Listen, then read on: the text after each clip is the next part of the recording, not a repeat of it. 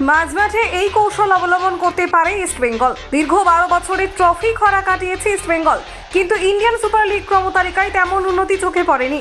Super cup জেতা যেমন দলের জন্য ইতিবাচক বিষয়, তেমনি আইএসএলে ভালো পারফরমেন্স না করার ব্যাপারে ভাবতে হচ্ছে লাল হলুদ ম্যানেজমেন্টকে।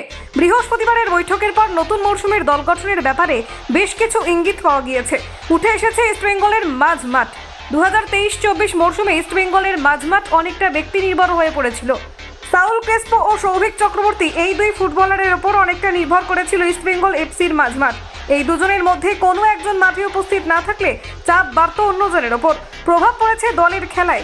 নতুন মরশুমে ইমামি ইস্টবেঙ্গল কর্তারা এই ব্যাপারে নিশ্চয়ই ভেবে দেখেছেন। ইস্টবেঙ্গল মাঝমাঠে ভালো মানের ফুটবলার নেওয়ার চেষ্টা করছে বলে শোনা গিয়েছে। তবে বিদেশি নাকি দেশি ফুটবলারকে ক্লাব নিশ্চিত করবে সেটা এখনো বলা যাচ্ছে না। তবে যেই আসুক না কেন, মাঝমাঠে ভালো খেলার দক্ষতা থাকা দরকার। সৌভিক কিংবা সাউলের অভাব পূরণ করতে পারবেন এমন ফুটবলার সই করতে পারলে ইস্টবেঙ্গল উপকৃত হতে পারে।